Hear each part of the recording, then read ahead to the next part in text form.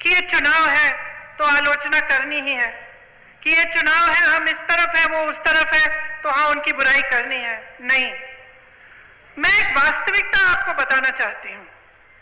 कर्मचारियों को लीजिए, आपके प्रदेश में तकरीबन 2 लाख कर्मचारी हैं।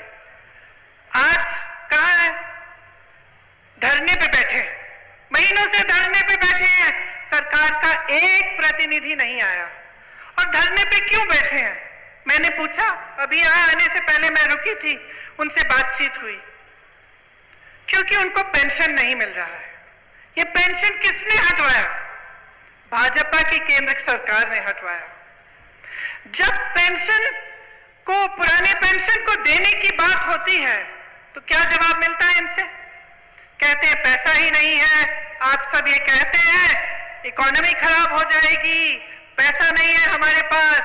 अच्छा, आपके पास कर्मचारियों के पेंशन के लिए पैसा नहीं है, लेकिन बड़े बड़े उद्योगपति मित्र जो है आपके, उनके लोन आप माफ कर देते हैं, उनको तमाम पीएसयू पकड़ा देते हैं, उनको कोल्ड स्टोरेज दिलवा देते हैं। सेब के दाम, फसल के दाम वो तय करेंगे, और जो मेहनत कर रहा है कर्मचारी, उसके लिए आपके पास न समय है और ना आपके पास पैसा है। That the national pension system for government employees needs to be improved. I propose to set up a committee under the finance secretary to look into this issue of pensions and evolve an approach which addresses the needs of the employees while maintaining fiscal prudence to protect the common citizens. The approach will be designed for adoption by both central and state मुश्किल governments. से 2000, 4000, 5000 से बढ़ के नहीं। और पुरानी pension से सेवानिवृत्त होने वाले लोग एक सम्मानजनक पेंशन पाते हैं। अभी वो 40,000, 50,000 और इसके ऊपर तक उनकी पेंशनें हैं। और इस देश में ये भारी विसंगति है कि हम लोग विधायिका के लोग पेंशन पाते हैं, न्यायपालिका के लोग पेंशन पाते हैं। ये दुर्भाग्य है कि कार्यपालक जो है वो पेंशन नहीं पा रहे हैं। लोकतंत्र के 3 स्तंभ हैं, इन 3 स्तंभों में आखिर ये विभेद क्यों? ये अगर कार्यपालक भी पेंशन पाने के लिए लालायित हैं और बहुत ही जैसा बताया अभी जी ने, मैं कहना चाहता हूँ, कहने के लिए वही बिंदु हैं, लेकिन मैं भिन्न उससे थोड़ा ये कह रहा हूँ कि आखिर इस देश में इतनी भारी विसंगति कि हमारे विधायिका पाएगी पेंशन, न्यायपालिका पेंशन पाएगी और कार्यपालक नहीं पाएगी। लोकतंत्र का एक स्तंभ पेंशन से वंचित है और अन्य स्तंभों को पेंशन से आच्छादित किया गया है। ये भारी विभेद है मानवर। सरकार को इस पर गंभीरता से सोचना चाहिए कि वास्तव में जो पैसा कटौती के नए लोगों का जमा हो रहा है वो प्रान नंबर पर शो नहीं करता। 26A क्या कहलाता फॉर्म, उस पर शो ही नहीं करता है और लोग परेशान हैं कि हमारा पैसा आए दिन हमसे लोग नए वाले कहते हैं आप लोग नहीं ध्यान देते हैं। जिले में उसका अकाउंट मेंटेन नहीं कर पा रहे हैं। जिला विद्यालय निरीक्षक किसी दफ्तर में शिक्षकों का प्रान नंबर मेंटेन नहीं है, चाहे वो बेसिक हो, चाहे माध्यमिक हो, चाहे डिग्री हो। इसलिए ये हालात हैं हर स्तर पर। कर्मचारी अपनी जगह परेशान है, सुविधा है, तो माननीय ये गंभीरता सरकार को सोचना चाहिए। केंद्र सरकार सौभाग्य से हमारी वही सरकार केंद्र में भी है, वही राज्य में है, और केंद्र की सरकार ने ही केंद्रांश चूंक देना होता था राज्य सरकारों को, केंद्र सरकार को, इसलिए पेंशन तोड़ी गई। ठीक उस समय संकट की स्थिति होगी, लेकिन इस पर अगर गंभीरता से विचार किया जाए मान्यवर, तो केंद्रांश का शेयर घटाया जा सकता है, राज्य सरकारों में कुछ शेयर का बोझ बढ़ा दिया जाए, कुछ इस तरह से राज्य सरकार और केंद्र सरकारों के बीच में एग्रीमेंट हो जाए तो नया रास्ता खोजा जा सकता है और पेंशन दिए जाने का एक हल निकाला जा सकता है। हम चिल्लाते रहेंगे तो कोई फायदा नहीं। को रिटायर्ड हुए कर्मचारियों को पेंशन गणना के लिए एक काल्पनिक वार्षिक वेतन वृद्धि का लाभ 1 जुलाई 2023 से दिए जाने की घोषणा करती। कर्मचारियों की महती भूमिका है। इस दृष्टि से हमारी सरकार कार्मिकों की समस्याओं के त्वरित निदान के लिए प्रतिबद्ध है। I'll have the finance secretary help me in going through the slides. I just want to give you a picture of how long it's going to be so that you're not going to be frustrated in between.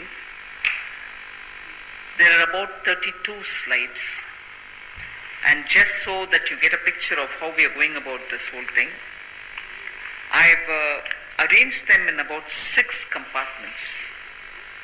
So as we move, I will alert you to the fact that I've covered one and I'm moving to the second, so that related items are grouped under one head. And even before I start doing that, just to briefly give you a picture of what's globally happening.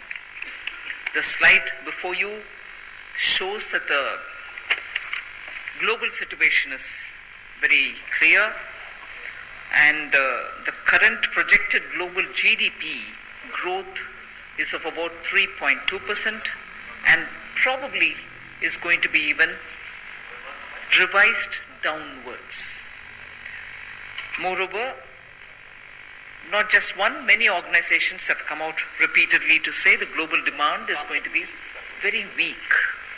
So that's one broad picture.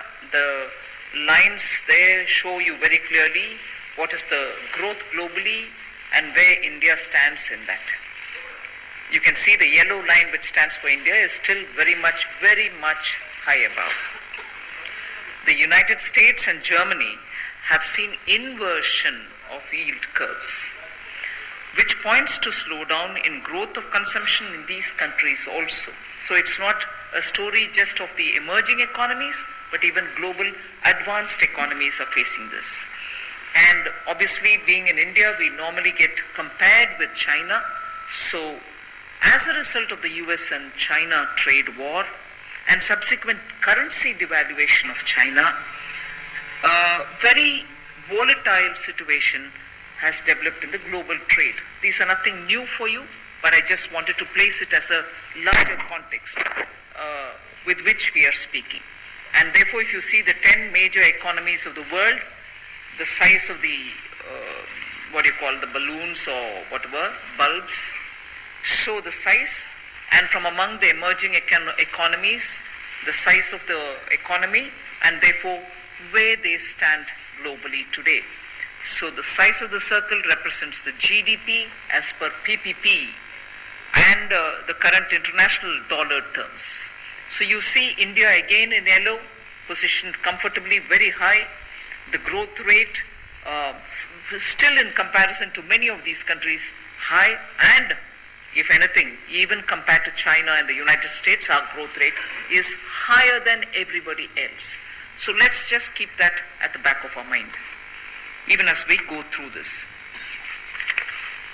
One thing I just want to draw your attention to is the important line which the Prime Minister keeps repeating because he strongly believes in it, which came out in one of the newspaper interviews that he had given earlier, saying, "We respect wealth creators." I want to very clearly put that before you, to underline that that's the spirit with which the budget was presented, and that's the spirit with which we immediately invited different sectors of the economy to come and speak to us if there's anything that they wanted to say. And they were not very quick, short consultation for the sake of it. They were in-depth consultation, some of which ran for even a couple of hours. And all our secretaries were together with me during those consultation process, which ran through a whole week. And many of you all kept following us closely on that. I was happy for that. And just so that we again put this fact in context, that this government, even from 2014, has kept reform at the top of the agenda. It's an ongoing process for us. It's not as if in this tenure post 2019, we've forgotten the reform agenda. Not at all. Reform is a continuous process and we are treating it as a continuing endeavor. And therefore, just so that we don't forget that even simple small things to fairly complicated levels of ease of doing business related reforms were carried out by this government in its earlier tenure, continues even now. Whether it is self-certification, whether it is looking at environment clearances, just compare the time that an environment clearance took in earlier regimes and what is happening now. We've not lost that momentum. We are keeping that high on our agenda. And about the labor reforms, taxation reforms, irrespective of any other one or 2 points that each one of us might have, this could have been better this way, that could have been better that way. In spite of that, we have kept that momentum, and I'm just recalling that so that we don't forget the fact and we don't treat it as, we have taken it for granted, which is good. Indian economy and the society should take for granted many things which relate to ease of doing business and ease of living too. And that's the agenda with which we are moving forward. We have not slowed down or we have not even forgotten that. With that said, you can see in the slide that we have provided here that continuously efforts are being taken by each one of the departments. Taxation. I'd like to draw your attention before I get into specifics of other things, just so that this makes the backdrop to everything which is being talked about. Is this government going to care for us? Is this government understanding what is happening in the ground? Is this government responsive enough to the changes which are coming? We are responsive. I want to assure everybody that the momentum with which we want to carry forward reform will continue. Just to draw your attention for a few things that are happening here. Pre-filling of IT returns. Revenue Secretary has been talking about it. Now the ease with which you can file your returns will be a lot more simplified if it is all pre-filled and all that you have to do is to change any corrections that you have to make. So that strain is off you. Similarly, there will be faceless scrutiny from Vijayadashmi Day this year, which will mean that there shall not be even that one odd, I don't want to use the word, but for want of a better word, one odd over-enthusiastic officer who might go and, sit and talk about things which may be construed as harassment. That will not happen because the whole process is going to become faceless and it will be randomized. So it's not going to be that everybody is going to be a faceless scrutiny will happen. No, it will be randomized. Big data details are being utilized. So for somebody who's got to be as scrutinized, let's say sitting in Noida, his assessment might go to Assam. So faceless scrutiny is something which is coming in from Vijayadashmi Day. Reduction of GST returns and simplified taxation and also the number of forms is really being worked upon, and I surely assure you sooner the GST will come up with even more simplified and less number of forms. The refund process, I must underline here, has almost become automatic. Glitches where they exist, even yesterday when I was sitting with the tax administrators, I very clearly said the refund should be going through as a process, free flow. But if there are obstructions to it, we are very clearly, even tomorrow I'll be holding a meeting with, tomorrow Sunday morning, 11 o'clock, I'm holding a meeting with the GSTN people to make sure and identify as to where the glitches are in terms of flow of refund so that it doesn't affect people. And if we think that the system is being gamed or if there are tweakings manually being done, I am assured that we shall take action against anyone who's gaming the system. That's as regards the refund process for the GST simplification. And then finally, repeating one other thing which I mentioned along with the faceless scrutiny is risk-based approach is being taken in dealing with the taxpayers where there is high risk, where there is suspicion based on ground factual records. Action will be furthered rather than approaching everybody with a fishing expedition as it were. So there are simplifications being done in the taxation. Labor laws, I'll just very quickly go through because fixed term employment has been facilitated so that there will be flexibility in hiring. Contribution to the ESIC has also been reduced to 4% from 6.5%. Web-based jurisdiction-free inspections are happening. Inspection report to be uploaded within 48 hours.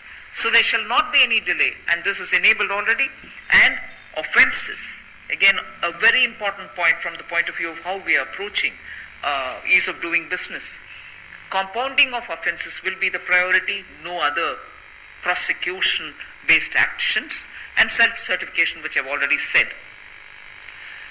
Environment clearances, there is a single air and water clearance for MSMEs, single consent to establish a factory for MSMEs, so it's actually moving towards greater simplification and doing of business.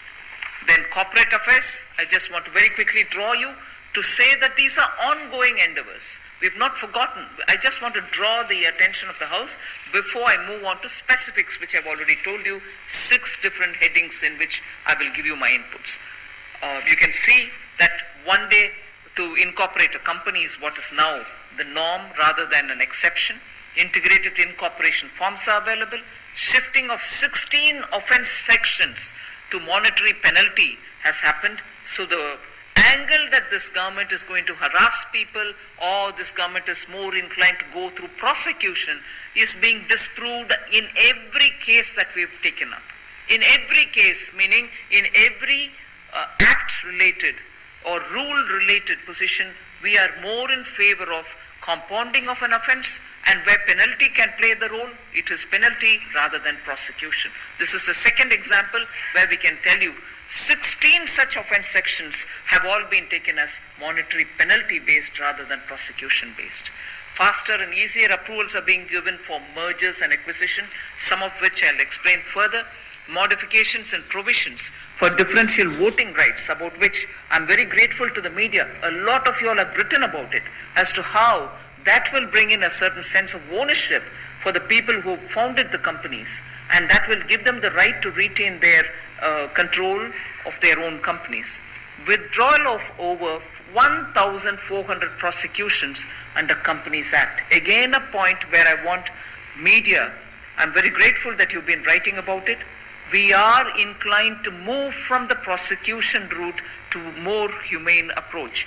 Repeatedly examples before you to prove that, and therefore I would want to request companies and also media to see that the intention of this government at no point wants to pursue anything in the name of prosecution. Here are the examples concrete, which is not happening today, but over the last few weeks, we can very clearly tell you that that's the kind of step that we've taken. The IBC framework, all of you are very familiar. Even as the budget session was going on, even as all of us were focusing on budget-related matters, because of the way in which certain interpretations were given by some authorities and tribunals, we had to go through very quickly amending the IBC just so that no anomalies existed, and that has, as much as possible, we can get information that has benefited the MSMEs and home buyers. We shall ensure that we keep going in that route. So with this backdrop, I now go over to my first silo, which relates to respecting and honoring wealth creators. CSR violations, about which all of us have been hearing, not to be treated as criminal offense and would instead be a civil liability. Ministry of Corporate Affairs will review the sections under Companies Act. Government has provided companies through revised orders time for completing ongoing projects towards fulfilling their CSR obligations. So every doubt that was prevailing outside, I would want to dispel it today, that there is no intention of the government to go on the prosecution route. CSR will only be treated as a civil matter and not at all as a criminal matter.